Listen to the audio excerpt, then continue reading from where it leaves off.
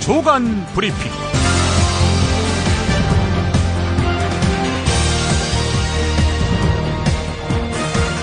2015년 10월 14일 수요일입니다.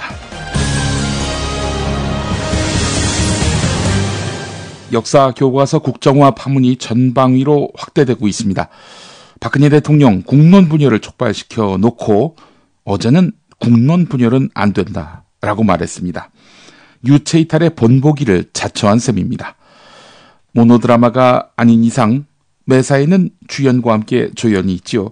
조연 이야기를 다룬 한겨레 전정윤 기자의 한겨레 프리즘 국정화 조연들의 역사, 이 칼럼의 일부분을 인용하겠습니다. 지난 12일 낮 2시 황우여 부총리 겸 교육부 장관과 김재춘 교육부 차관, 김정배 국사편찬위원장이 정부 세종청사 브리핑룸으로 결연하게 걸어 들어오는 모습을 보니 5할은 의아함, 3할은 분노, 2할은 안타까움 같은 감정이 뒤섞였다. 얼마 전까지만 해도 국정화의 국자만 나와도 한없이 쪼그라들었던 그분들한테 무슨 일이 있었던 것인지 비장함마저 느껴지는 모습에 인지 부조화가 일어났다. 이배용 한국학중앙연구원장은 국정화 주연급인데 기껏 세종시까지 내려와서 질문 하나 못 받고 돌아간 터라 오늘은 기록할 말이 없다. 김정배 위원장은 유신 시절에도 국정화 반대를 외친 사학자다. 그러던 김정배 위원장이 지난달 10일 교육부 국정감사에서 야당 의원들로부터 국정화 앞잡이 아니냐 이런 질타를 당했다. 미치고 펄쩍 뛸 노릇이었나 보다. 김정배 위원장은 이튿날 국사편찬위원회 공청회에서 몸을 부들부들 떨면서 국사편찬위원회가 국정화를 결정하는 기관인 것처럼 잘못 알고 있는 사람들이 있다라면서 국사편찬위원회는 권한이 없다라고 열변을 토했다. 그러던 김정배 위원장, 지난 12일 한 달 만에 돌변해서 어떻게 이루어진 민주화를 위한 자유를 향한 역사 연구가 이렇게 이념의 투쟁에 휘말리게 되었는가라고 강변했다. 군사 독재 때도 국정은 안 된다던 학자가 이제 와서 이념 편향성 탓에 국정화 전환이 불가피하다. 이런 자기 부정을 한 셈이다. 김재춘 차관이 6년 전 영남대 교수 시절에 국정화에 반대한 것은 주지의 사실이다. 김재춘 차관이 연구 책임자였던 보고서는 국정교과서는 독재국가나 후진국가에서만 주로 사용되는 제도라고 짚었다. 그는 청와대 교육비서관에서 교육부 차관으로 들어온 지 10개월 만에 미션 임파서블을 완수한 에단 헌트, 그러니까 톰 크루즈가 역할을 한 거지요. 헌트의 표정으로 이념 편향을 운운했다. 국정화를 망설이다가 결국 총대를 맨 황우여 부총리와 관련한 기록은 넘쳐날 테니 더 보탤 건 없다. 다만 기자회견장에서 나온 황우여 부총리의 고백은 꼭 남겨야겠다. 이 모든 것은 저를 비롯한 교육부의 책임인데 제가 혹시 교육부 장관 자리를 뜨더라도 교과서 문제와 나는 떨어질 수 없겠구나. 이런 말을 했다는 거죠. 박근혜 대통령의 역사 쿠데타는 길게야 못 가겠지만 일단 성공한 모양새다. 주연 혼자 영화를 끌고 나가기 힘들 듯 조연들의 활약이 컸다. 세 사람이 왜 갑자기 국정화의 당위성을 확신하게 됐는지 확실치 않다. 다만 역사의 현장에서 세 사람이 차지하고 앉아있던 그 자리가 가문의 수치가 될 날은 머지않은 미래에 확실히 온다. 아주 결연한 필치가 느껴지는 전정윤 한겨레 기자의 칼럼이었습니다. 이 시각 반드시 알아야 할 뉴스부터 살펴보겠습니다.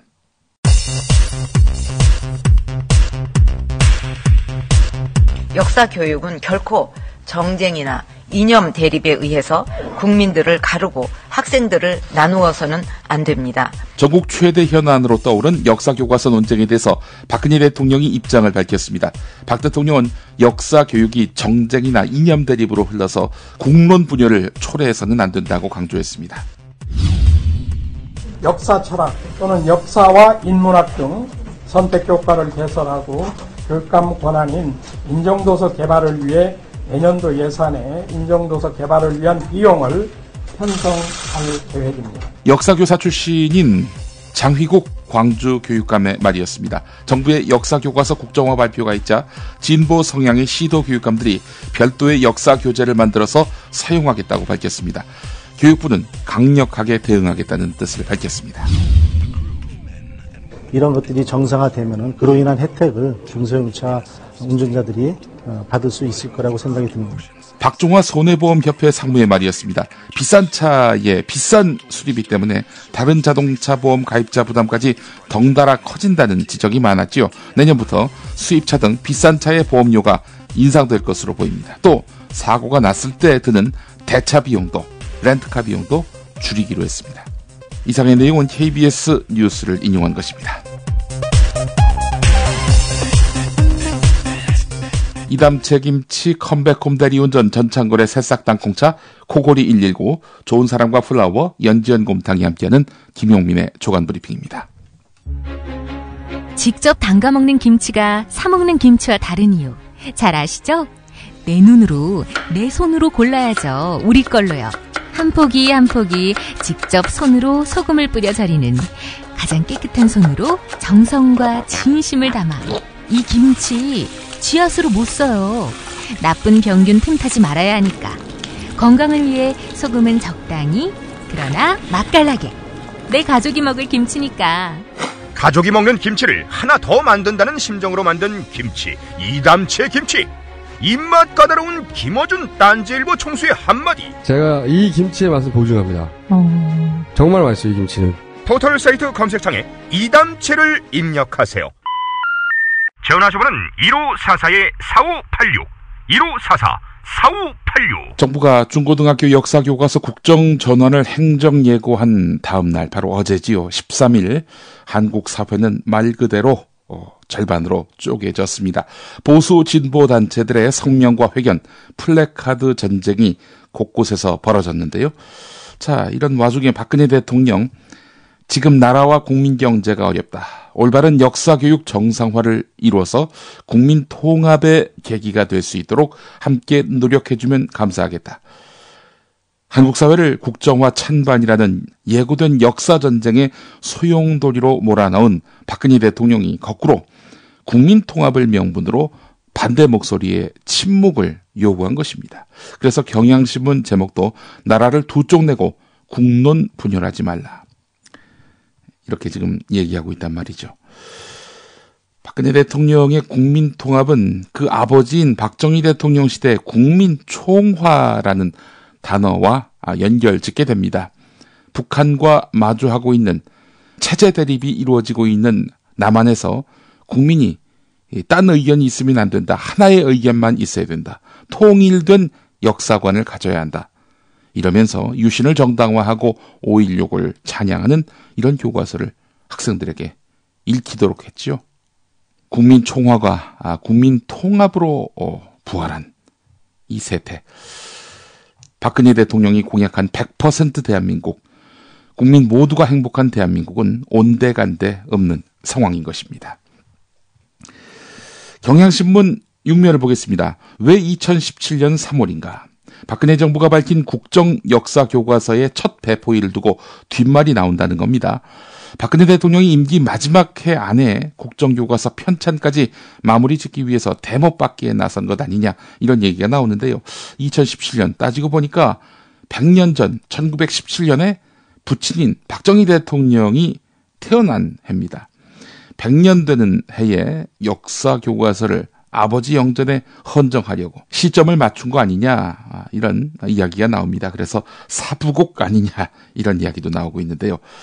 국정화를 되돌리기 어렵게 하기 위해서 정밀하게 선택된 알박기 시점이라는 지적도 나옵니다. 이 이야기는 뭐냐?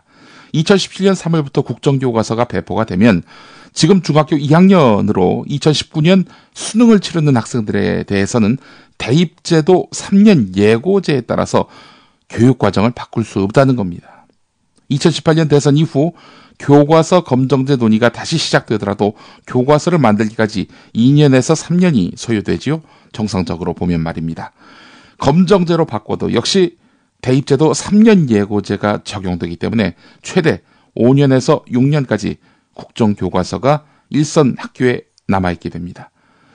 지금 중학교 2학년부터 시작해서 초등학교 3학년까지 이들이 도대체 무슨 잘못을 저질러서 이런 쓰레기 교과서를 갖고 공부를 해야 되는 건지 되묻지 않을 수가 없습니다. 사부곡, 그리고 알박기, 네, 박근혜 정부의 국정역사교과서 첫 배포 시점과 관련해서 2개의 키워드가 대두되고 있습니다. 이런 가운데 연세대 사학과 교수 전원이 한국사 국정교과서 집필 거부를 선언했습니다. 연세대 사학과 교수 13명은 연세대 사학과 교수 전원은 향후 국정교과서가 만들어지는 과정에 어떤 형태로든 일체 관여하지 않을 것이라면서 40년 전 유신 정권이 단행했던 교과서 국정화의 묵은 기억이 2015년 한국 현실에서 재현되는 모습을 보며 참담함을 금할 수 없다, 이렇게 말했습니다. 이와 관련해서 하일식 연세대학교 사학과 교수는 국정화 반대 성명을 낼 때 이미 간접적으로 집필 거부 의사를 밝힌 셈이 있지만 학생들에게 부끄러운 처신을 하지 않겠다는 다짐을 대외적으로 알릴 필요가 있다고 생각해서 집필 거부를 공식 선언했다고 밝혔습니다. 자, 이런 가운데 박찬승 한양대 사학과 교수의 페이스북 글이 화제입니다. 올바른 역사교과서, 네, 이 새 국정교과서 이름이 올바른 역사교과서라는 거 아닙니까? 이와 관련해서 박찬승 교수는 올바른 역사교과서는 있을 수 없다라고 주장했습니다. 이게 무슨 얘기냐?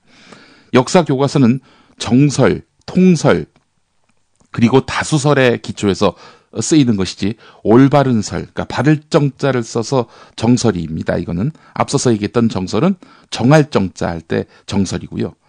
그러니까 올바른 설, 바를 정자를 쓴 정설에 의해 쓰이는 것이 아니다라는 얘기입니다. 근데 사실 생각해보면은 바를 정자 쓴 이 정설, 올바른 설, 이런 게 어디 있습니까? 아니, 역사 그 시대 살아본 것도 아니고 말이죠. 또 그 시대의 사료라는 것은 굉장히 한정적인데요. 지금 같지 않았을 텐데 결국 해석에 의지할 수밖에 없는 그런 학문이 바로 역사인데 바를 정자를 쓴 올바른 설, 이게 가능하냐 이겁니다. 박찬승 교수는 차이를 인정하지 않고 다른 사람의 설은 모두 그릇된 것으로 몰아붙이는 것은 전제국가, 독재국가나 폐쇄된 사회에서나 볼 수 있는 일이라면서 하나의 사상만이 옳고 나머지는 모두 틀렸다라고 하는 하나의 예를 우리는 19세기 위정척사 사상에서 본다. 위정척사 사상은 천주교만이 아니라 서학, 즉 서구의 학문과 제도 그리고 기술까지도 배척했다. 예, 이렇게 말했습니다. 그러니까 당시에는 서구 학문은 잘못됐다. 이것이 바로 올바른 해석이다.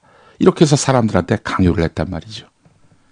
근데 지금은 쓰레기통에 폐기됐고요.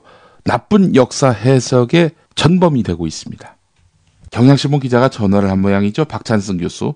역사학에서 통설이란 말은 주로 쓰지만 정할 정자의 정설이란 말도 잘 쓰지 않는다. 통설도 언제든지 다수설 내지 소수설로 밀려날 수 있기 때문이다.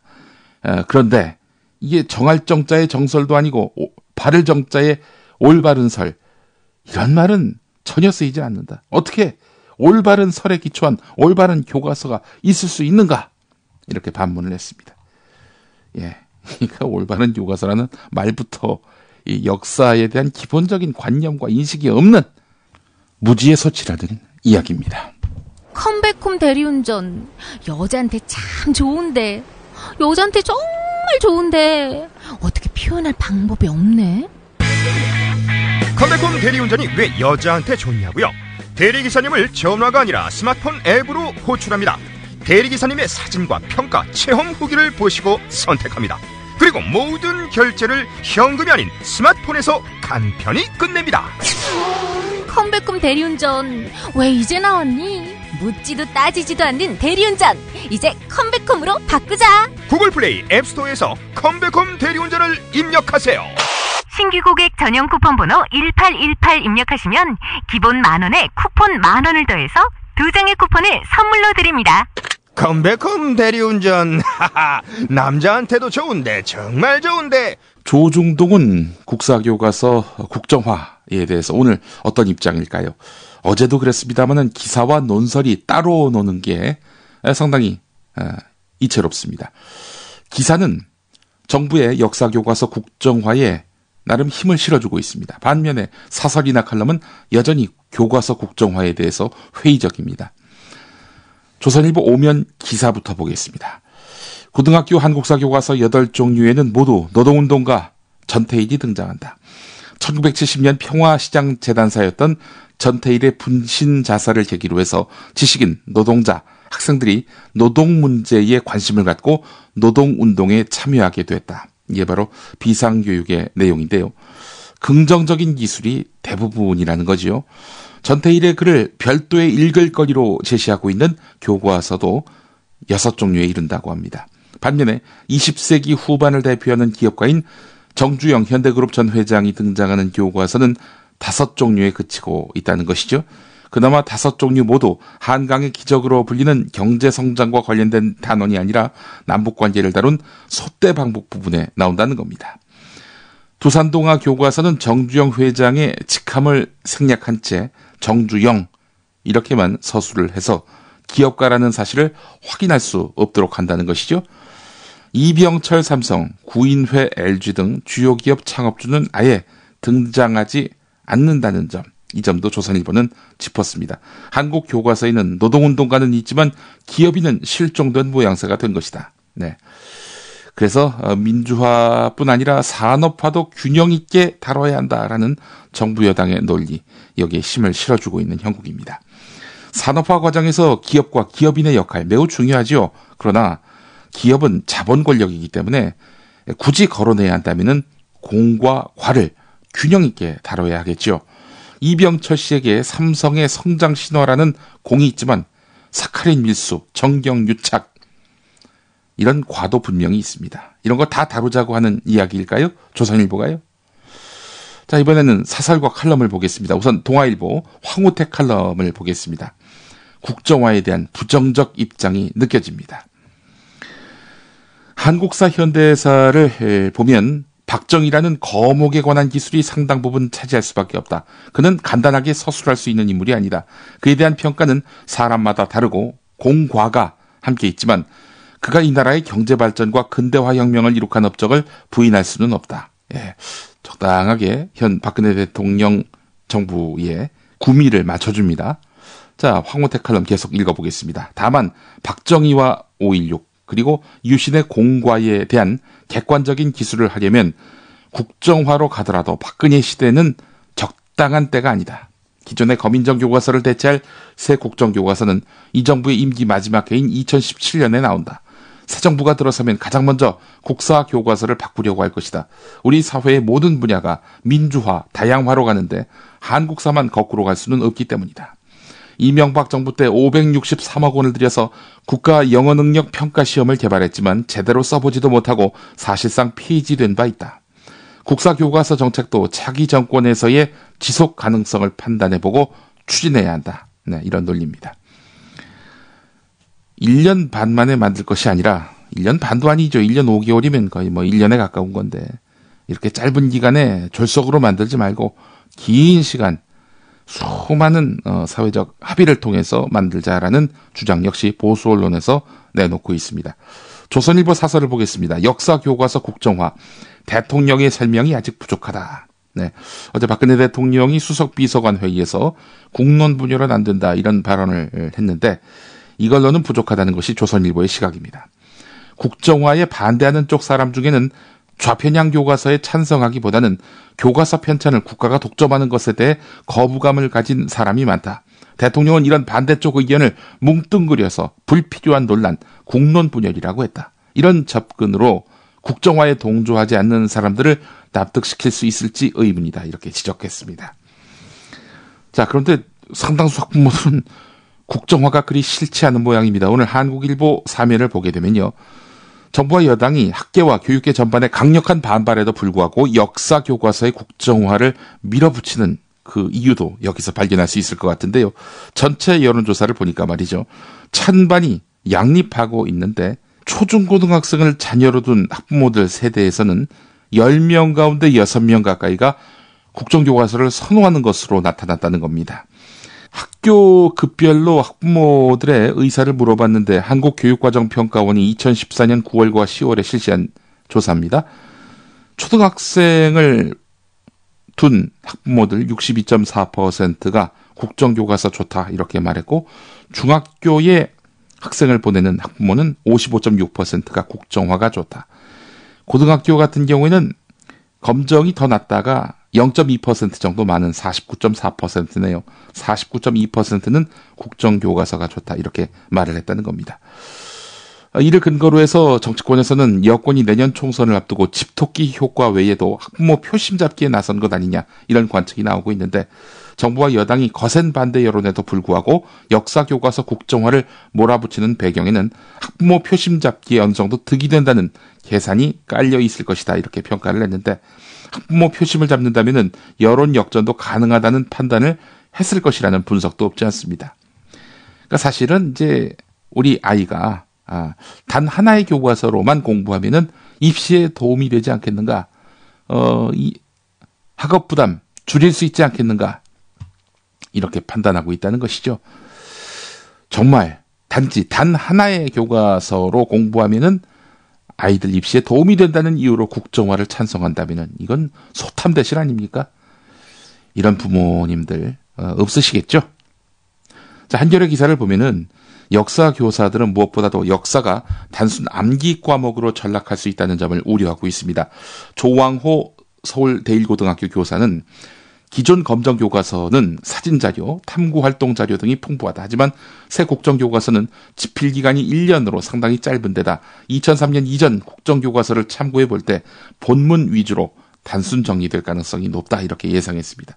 살아있는 역사 수업이 교실에서 가능할 수 있도록 하겠다. 정부가 밝혔지만은 충분한 집필기간을 두고 원 사료를 찾아내면서 짜임새를 만들지 못하면 결국 주입식 교과서가 나올 수밖에 없다는 전망입니다. 사실 제가 이제 중학교 때, 지금도 그렇습니다만은 국정교과서로 공부를 했을 때 말이죠. 뭐 몇 년의 그 빗살무늬 토기가 발견됐다느니 뭐 이런 쓸데없는, 그런 거 알아 뭐합니까? 뭐 고려시대 때 왕이 누구고, 이런 것들 외우면서 말이죠. 역사의 어떤 맥, 정의, 이런 것들을 제대로 학습할 기회가 없었단 말이죠. 암기 과목으로 전락해버리는 한국사, 이런 한국사를 아이들이 배우길 원하십니까? 어나더타임 508을 진행하는 전창걸입니다. 레스베라트롤과 아스파라긴산이 풍부한 새싹 땅콩을 오랜 시간 증숙해서 만들어 맛이 고소한 새싹 땅콩차. 소중한 사람에게 마음을 담은 추석 선물을 보내주시면 어떨까요? 정말 좋은 게 많은데 식품이라서 설명할 수 없는 안타까움이 있지만 이미 드셔본 분들은 몸에 좋은 반응을 느끼고 계십니다. 속상한 세상, 그럴수록 몸은 더 잘 지켜야겠죠. 부담 없는 추석 선물로도 아주 좋은 새싹 땅콩차. 정말 좋습니까? 물으신다면 자신있게 대답합니다. 정말 좋습니다. 남자에게만 좋냐고요? 여자에게도 좋습니다. 인터넷 다음에서 새싹 땅콩차를 검색하시고 전창걸닷컴으로 오세요. 회원가입 없이 바로 주문하실 수 있습니다. 전화 주문도 가능합니다. 070-8635-1288, 070-8635-1288입니다. 대선을 앞둔 2012년 6월에 보수 성향의 인터넷 매체들의 모임인 한국인터넷미디어협회 사기 출범식에서 조선일보 출신의 인복일 뉴데일리 대표가 환영사로 이런 말을 했습니다. 우리는 구멍가게와 같은 인터넷 언론을 하고 있지만 사실은 전사다. 펜을 든 싸움꾼, 펜을 든 병사다. 자유국가, 자유정신, 자유의 삶을 빼앗아가려는 세력으로부터 대한민국을 지켜내고 승리해야 한다. 3년이 지났습니다. 고영주 방송문화진흥회 이사장, 이인호 KBS 이사장, 조우석 한국방송 그러니까 KBS 이사는 종북 세력 척결을 공영방송 이사로서 자신의 사명으로 여기는 듯한 극단적인 태도를 보이고 있습니다. 인복일 대표가 2012년 대선 국면에서 했던 말, 그 말이 공영방송 이사 3명의 언행과 사실상 일치합니다. 차이가 있다면 구멍가게와 같은 인터넷 언론과 대한민국 양대 공영방송이라는 힘과 위상의 차이인데 일부 인터넷 매체들이 하던 극우적인 주장을 지금 공영방송 이사들까지 거리낌 없이 할 수 있게 된 것이죠. 이런 변화는 이념 대결을 앞세운 세력이 지난 10년 동안 인터넷 매체를 집중적으로 키우면서 미디어 장악의 그 작업을 체계적으로 전개한 결과라는 그런 지적이 나오는데 잘 아시는 대로 데일리안, 뉴데일리 이런 인터넷 신문들이 우파 진영의 대표 매체로 꼽히지요. 정부 광고를 대행하는 한국언론재단이 지난 6년 동안 보수 성향 인터넷 매체 16곳에 얼마의 정부 중앙부처 광고를 집행했는가 따졌더니 보수 성향 매체에만 5억 940만 원을 냈다는 겁니다. 반면에 진보 성향 인터넷 매체로 분류되는 신문들에는 4곳이었는데 모두 5,857만 원의 광고가 집행됐다는 겁니다. 10배 차이네요. 예. 2000년대 우파 매체들 우후죽 순격으로 창간이 됐는데 정부가 광고를 몰아주면서 급성장을 했고요. 또 이들이 또 청와대 정부 부처에 입성을 했단 말이죠. 그럼으로써 세력과 지위를 확대해 왔다는 겁니다. 조중동 종편에 이어서 공영방송 장악, 그리고 물밑으로는 우익 인터넷 매체를 키운 정권. 여러 작은 고영주들이 우리 사회에 또 언론계에 산재하고 있다, 이런 얘기입니다. 한편 오늘 조선일보와 동아일보는 한국광고총연합회, 한국광고주협회, 한국광고산업협회 등 광고 세 단체와 한국광고학회가 사이비 언론의 폐해를 막기 위해서 인터넷 신문 설립 요건 강화를 담은 신문법 시행령 개정안을 조속히 시행할 것을 정부에 촉구했다는 그런 기사를 실었습니다.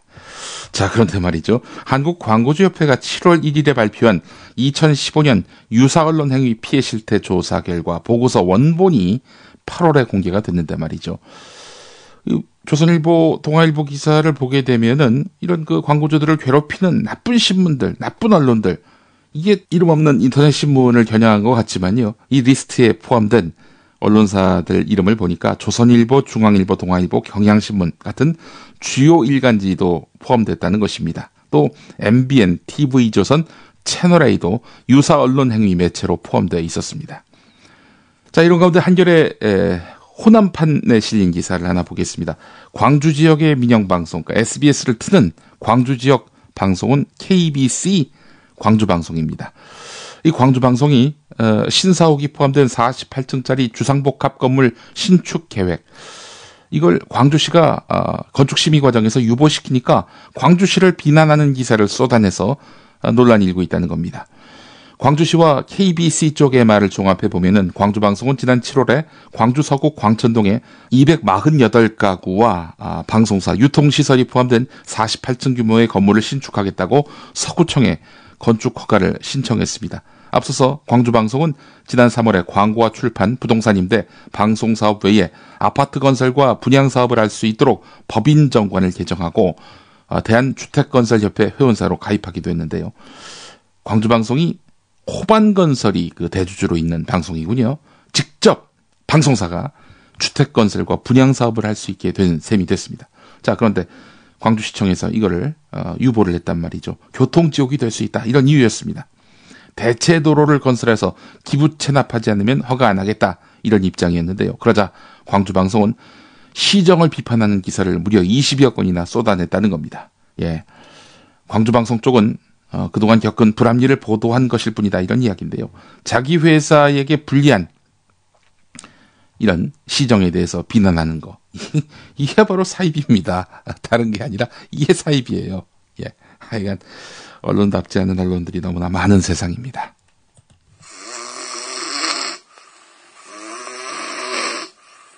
큰일 났네요. 큰일 났어요. 다른 사람에게 폐 끼치는 건 둘째치고 본인의 수면 건강이 무엇보다 걱정됩니다. 한 방을 써야 하는 부부와 연인, 군입대나 기숙사 입사를 앞둔 청년, 코수술, 비싼 양압기 구입, 이젠 안 하셔도 됩니다. 간편하고도 반영구적인 코골이 방지기구 24,000원이면 됩니다. 심한 코골이와 수면 무호 걱정 마세요. 99%의 감소 효과를 보장합니다. 검색창에 코골이 119, 코골이 119를 입력하세요. 지난해 귀촌자가 44,682가구라고 합니다. 2010년에 비해서 10배 이상 급증했습니다. 자, 그런데 최근 3년 동안 농촌에 살러 오는 귀촌인은 급증하고 있는 반면에 농사를 직업으로 삼는 귀농인은 11,000가구 안팎에서 정체되어 있다는 겁니다. 귀농인이 왜 이렇게 정체되고 있느냐? 농지를 임차하거나 혹은 구입하는 여건이 갈수록 어려워지고 있기 때문입니다. 땅값이 엄청나게 뛰었다는 얘기죠. 농촌경제연구원의 귀농, 귀촌인의 정착 실태 장기 추적 조사 결과에 따르면 귀농, 귀촌 장애 요인 가운데 농지 구입을 꼽는 비율은 2008년 이전에 20.1%에서 2014년에 28.8%로 급증했다는 겁니다.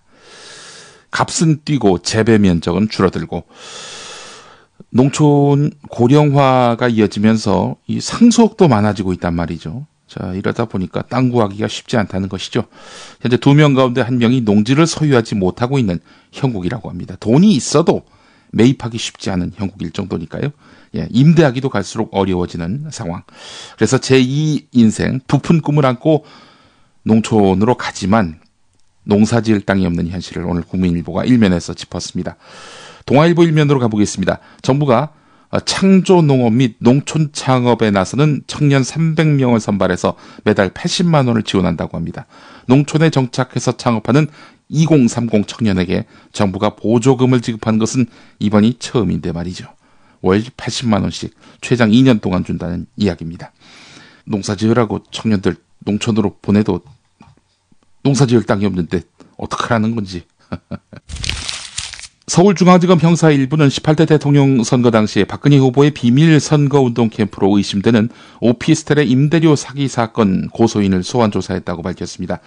오피스텔 임대 사업을 하는 정모 씨, 새누리당 대선 캠프 쪽에서 사무실 10곳을 2012년 6월부터 길게는 지난해 5월까지 사용했으면서 임대료 6억 2,400만 원을 내지 않았다라면서 당시 새누리당 대선 캠프 당무조정본부장을 맡았던 서병수 부산시장과 조동원 홍보기획본부장 그리고 성기철 포럼 동서남북 전 회장 등 7명을 사기 혐의로 검찰에 고소를 했는데요. 고소 4개월 만에 본격적인 첫 조사가 이루어졌다는 것입니다. 자, 이 사무실은 당연히 불법 사무실이죠. 불법 사무실에서 선거운동을 했다면은 그렇다면 새누리당은 이 불법 선거운동을 한 셈이 되는 것입니다. 서병수 시장, 예,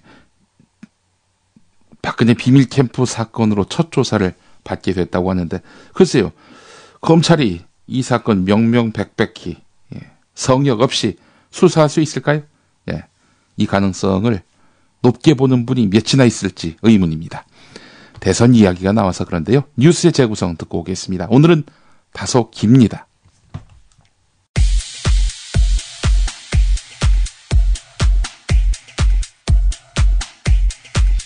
어제 국회 대정부 질의에서 대선 개표 부정 의혹을 제기한 강동원 새정치민주연합 의원의 발언을 방송사는 어떻게 보도했을까?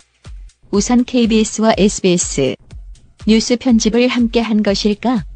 난데없이 또 파문이라는 단어를 약속이나 한 듯 같이 썼는데 오늘 정치 분야 대정부 질문에선 새정치연합의 강동원 의원이 난데없이 지난 2012년 대선의 개표 조작 의혹을 제기해 파문이 일고 있습니다.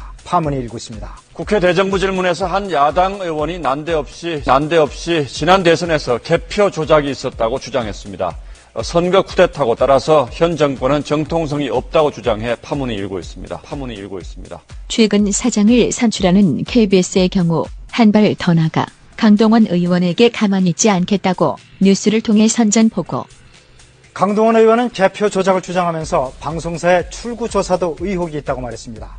하지만 강 의원의 주장은 예측 시스템을 전혀 이해하지 못하는 사실과 전혀 다른 것으로 KBS는 이 문제를 중대한 문제로 간주해 강력하게 대응할 방침입니다. 흥미로운 건 MBC와 채널A, MBN, 연합뉴스 TV는 침묵하고 TV조선은 끝에 한 줄 넣은 정도. 역사 논쟁이 또다시 대선 불복 논란을 불렀습니다. TV조선 김보건입니다. 국회 대정부 질의 문답 내용 지금부터 들어보자면 자금의 대한민국은 일본 천황께 혈서로 충성맹세를 했던 친일파 아버지를 그의 딸이 조국 군대와의 영웅으로 왜곡하고 있습니다. 총리 앞으로 나오시기 바랍니다. 먼저 묻겠습니다. 박근혜 정부의 정통성은 어디에 있다고 보십니까? 선거 과정을 통해서 대통령으로 당선되셨고. 맞습니다. 박근혜 대통령은 선거를 통해서 선출된 대통령입니다. 그런데 선거 부정, 개표 조작에 의해서 당선됐다면 대통령의 정통성과 자격에 중대한 문제가 발생합니다. 새누리당의 십자군 알바단을 운영해서 부정선거를 자행했습니다. 박정희 씨가 만든 중앙정보부의 후신 국가정보원이 그의 딸 박근혜를 당선시키기 위해서 조직적으로 선거에 개입했습니다. 국정원, 경찰청, 국방부, 사이버사령부, 국가보훈처가 총동원된 총체적인 관권선거였습니다. 이것은 민주주의를 송두리 채 뽑아버린 중대한 국가범죄였습니다. 이건 이미 알려졌고 상당 부분 사실로 확인된 내용. 그러나 강동원 의원은 개표 과정에서도 부정이 있었다고 주장하는데, 자, 첫 번째 사례, 투표소에서 투표가 진행 중인데 개표됐습니다. 자, 대구시 북구 침산이동 제1투표구입니다. 개표 개시 시각이 16시 43분, 개표 종료 시각이 16시 57분입니다. 경기도 이천시 진포동 제5투표구입니다. 17시 35분에 개표를 해서 17시 43분에 개표를 끝냅니다. 이천고등학교体育관 투표가 진행 중인데 그 시각에 이천 청소년 문화회관에서 개표를 했다? 경북 안동시 강남동 제1투표구를 보십시오. 16시 16분에 개표를 시작해서 18시 21분에 종료가 됩니다. 6시까지가 투표합니다. 그런데 어떻게 투표 시각에 개표를 할 수 있습니까? 투표함이 개표소로 이동 중에 개표됐습니다. 제주시 용남 1동 제1투표구입니다. 18시 29분에 개표를 시작해서 18시 36분에 개표가 끝납니다. 그런데 투표관리관과 투표 사무원은 18시 25분까지 투표함이 투표소에 있다고 서명을 합니다. 충남 계룡시 엄사면 제5투표구입니다. 18시 34분에 개표를 시작해서 18시 41분에 개표가 끝납니다. 18시 25분에 개표함이 개표소로 출발했는데 어떻게 개표가 진행됐는지 알 수 없는 일입니다. 자, 네 번째 사례입니다. 선거관리위원장이 개표 결과를 공표하기 전에 개표방송이 나갔습니다. 경기도 용인시 기흥구 신갈동 제8투표구에서는 선거관리위원장이 개표 결과를 발표하기 1시간 15분 전에 개표방송이 나가버렸습니다. 다섯 번째 사례입니다. 개표방송이 나간 후에 개표한 사례입니다. 영등포구 대림 3동 제7투표구입니다. 자, 또 있습니다. 계속해서 말씀드릴게요. 강원도 춘천시 동래면 제1투표구입니다. 개표가 끝나기 1시간 34분 전인 19시 40분에 선거관리위원장이 개표 결과를 공표합니다. 보십시오. 투표함이 뚜껑도 안 연 채 멀쩡히 있는데 어떻게 1시간 34분 전에 개표 결과를 발표하고 방송할 수 있습니까? 자, 마지막으로 하나만 더 볼게요. 부산시 사상구 엄궁동 제6투표구입니다. 개표 방송이 나간 37분 후에 개표가 시작이 됩니다. 개표 방송이 나간 1시간 12분 뒤에 개표 결과가 공표됩니다. 참으로 어처구니 없는 일입니다. 이와 같은 일들이 전국 각 지역 선관위에서 60% 이상 또 있어요. 충청남도는 투표수보다 득표수가 59,420표가 더 많았어요. 또 인천시는 최종 집계 과정에서 1,657표가 사라져버렸습니다. 18대 대선 부재자 투표수는 시간이 갈수록 줄어들어요. 자, 이거요, 선거관리원에서 제공한 자료입니다. 황교안 총리의 궁색한 답변 유형. 첫 번째, 말도 안 된다. 지금 의원님 말씀하신 내용은 사실과 다른 부분이 많습니다. 그 말씀이 아무리 국회에서의 말씀이라 하더라도 사실에 근거해서 정확하게 말씀하셔야지. 둘째, 명예훼손이다. 박근혜 대통령을 대통령으로 찍어준 정말 많은 이 국민들의 투표 결과를 정말 명예훼손하는 이런 잘못된 내용입니다. 이게 중앙선거관리위의 투표 기록표예요. 그리고 또 언론에 대해서도 마찬가지로 명예침해라고 생각을 합니다. 또 이 부분은 세계에서도 공정성을 인정받고 있는 우리 대한민국의 중앙선거관리위원회의 명예를 훼손하는. 셋째, 야당 참관인은 그때 뭐 했냐. 현장에는 투표 때도 그렇지만 개표 때도 야당 선거관리인이 다 있었습니다. 왜 그때 문제가 없었습니까? 넷째, 내가 처음 듣는 이야기다. 제가 납득할 수 없는, 들어보지 못한, 제가 그 당시에도 정부에 있었던 그러니까 이 나라의 인권 아닙니까? 들어보지 못한 사실과 다른 그런 얘기로 듣고 있습니다. 알고 있습니다.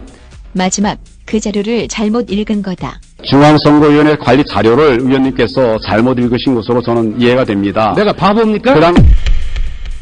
대선 개표 부정 관련 소송은 어찌 됐을까? 대법원 상황을 이야기하는 강동원 의원. 대법원은 공직선거법상 180 이내에 재판 끝내야 됩니다. 그럼에도 불구하고 현재 오늘이 1015일째 2년 10개월이 지나도록 심리조차 하지 않고 있습니다. 자, 그런데 특이한 사실이 있어요.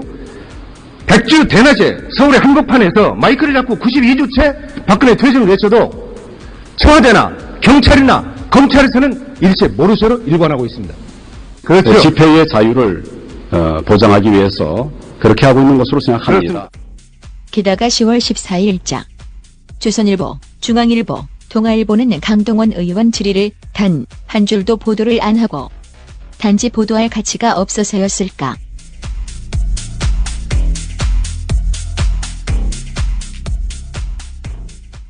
여보, 좋은 꽃 배달 추천 좀 해봐. 회사에서 보내려고? 그럼 좋은 사람과 플라워지. 화환이나 조화가 7만 원도 안 돼. 결제도 적립금으로 가능하다고. 오, 그래? 근데 화환이나 조화 말고 이벤트를 위한 건데. 그거 역시 좋은 사람과 플라워. 꽃하고 케이크하고 샴페인하고 다 해서 10만 원도 안 된다고. 가격도 중요하지만 빨리 배달해야 돼. 그거 역시 좋은 사람과 플라워지. 전국 어디든 3시간 내에 배송이 된다고. 근데 누구한테 보내려고? 누구긴 누구야. 좋은 사람. 바로 당신한테 보내는 플라워지. 사랑해, 여보. 어머나. 가격, 배송, 느낌까지 좋은 사랑과 플라워는 감동까지 실어 꽃을 배달합니다. 1566-0263 기억해두세요. 1566-0263. 김용민이 전해드리는 조간 브리핑. 이른 아침 조간신문 핵심 기사를 훑어보는 시간, 김용민의 조간 브리핑. 월요일부터 토요일까지 매일 오전 7시대에 업데이트됩니다. 뉴스뿐 아니라 그 안에 숨은 맥락도 짚어드립니다. 4조 원대 다단계 사기범 조희팔의 생존 가능성을 시사하는 녹음 파일이 공개되고 검찰이 조희팔의 생존을 전제로 수사하고 있다라고 밝히면서 3년 전 경찰이 조희팔은 죽었다라고 공식 브리핑을 한 경위에 관심이 쏠리고 있습니다.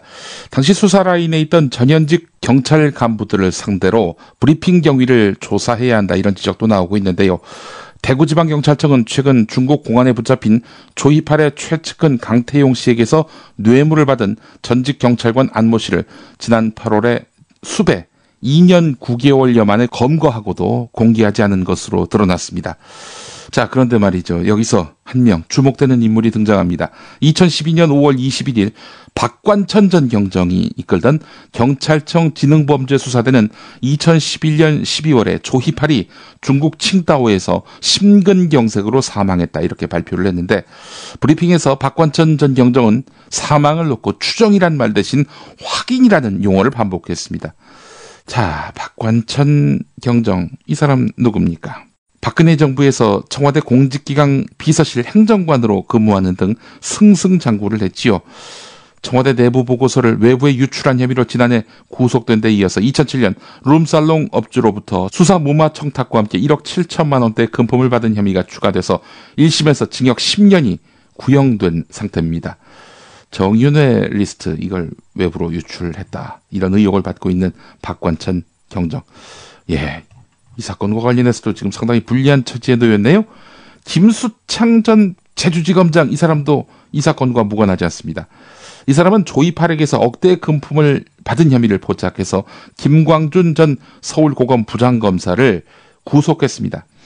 당시 특임검사로 임명돼서 조희팔의 정관계 로비의 일단을 밝혀냈는데, 그래서 이듬해 4월에 검사장으로 승진해서 대구고검 차장검사를 거쳐서 제주지검장에 부임이 됐는데, 아시죠? 지난해 8월 제주시의 한 음식점 앞에서 음란 행위를 한 혐의로 경찰 수사를 받았고, 검찰은 병원 치료를 전제로 기소유예 처분을 내린 바 있습니다. 조희팔의 저주인가, 담당 검사와 경찰 불운을 겪고 있다, 이 내용 경향신문 10면에서 발견할 수 있습니다. 박근혜 대통령의 버락 오바마 미국 대통령과의 정상회담이 곧 있습니다. 자, 그런데 말이죠. 오늘 조선일보가 1면에서 이번 박미중 취임 후 처음으로 미국 국방부도 찾는다고 합니다. 한민국 국방부 장관이 여기에 동행하죠? 자, 그런데 미국이 기술 이전을 거부한 전투기 레이더, 이게 이제 기술 이전 해달라라고 담판을 지으러 간 것 아니냐, 이렇게 조선일보가 전하고 있습니다. 박 대통령이 직접 담판한다는 얘기 같진 않고요. 한민구 국방부 장관 동행하는 길에 미국과 접촉을 해서 이 기술 이전 해달라고 요청할 움직임입니다. 자, 미국에서는 어떤 반응을 보일까요? 기술 이전 해줄까요? 이것도 역시 주목됩니다. 6살 하늘이 밥을 잘 안 먹어요. 엄마, 나 이거 맛이 없어요. 그만 먹을래요. 엄마의 걱정은 점점 더해가는데요. 그런데 이때 택배입니다. 연지연 곰탕이 배달됐어요. 직접 도끼로 팬 장작불 위에 한우 사골과 도가니를 가마솥에 한가득 넣고 24시간 끓인 진구. 연지연 곰탕이 하늘이 입에 들어가는 순간 맛있다. 엄마 한 그릇 더 주세요. 하늘이의 밥도둑 연지연 곰탕. 조미료 같은 첨가물이 전혀 들어가지 않아 엄마의 기쁨은 더하답니다. 연지연 곰탕은 강화군에서 김포시 방향으로 강화대교 건너자마자 있습니다. 포장 판매는 한 팩 800g에 7,000원, 7팩 이상 무료 배송합니다. 주문 전화는 010-7252-1114, 010-7252-1114. 독재 정권을 두둔하고 여성을 차별하며 성소수자를 저주한 바울을 새로 고쳐 읽습니다. 맨 얼굴의 예수의 저자 김용민 박사가 쓴 바울 새로 읽기. 살찐 로마서 고쳐 읽기. 진정한 민주주의자, 확신을 가진 평등주의자. 그래서 건강한 그리스도인, 바로 바울이었습니다. 왜냐고요?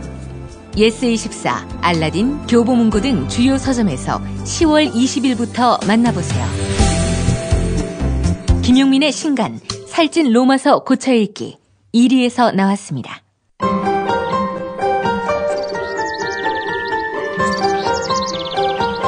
오늘의 날씨. 오늘은 전국이 대체로 맑겠습니다. 낮 예상 최고 기온은 서울 23도, 대전 23도, 부산 24도, 대구 24도, 광주 24도입니다. 네, 오늘 경향신문 31면 조세정이 무너뜨린 서민 증세 부자 감세, 이 사설 내용 일부를 전해드리면서 마무리할까 합니다.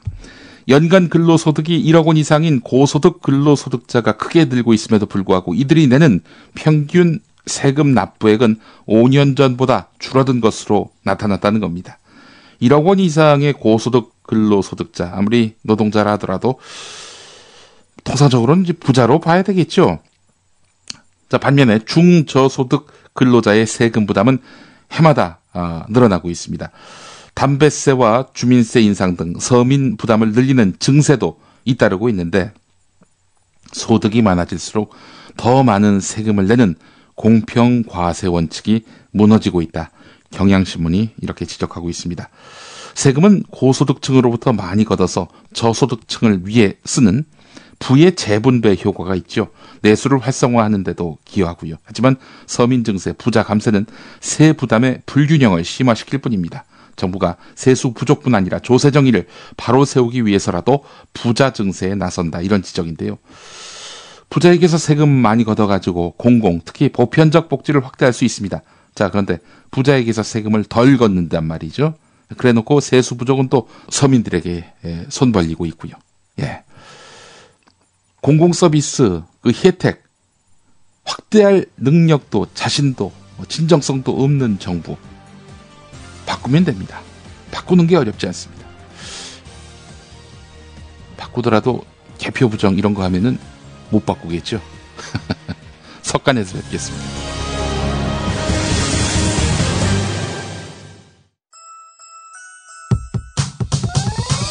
이번 방송 괜찮았나요? 작별의 여운 이렇게 표시해주세요. 다운로드하기, 댓글 달기, 구독하기, 별점 주기. 더 좋은 방송 만들어달라는 약속 이렇게 응원해주세요. 다운로드하기, 댓글 달기, 구독하기, 별점 주기. 기억하셨죠? 다운로드하기, 댓글 달기, 구독하기, 별점 주기.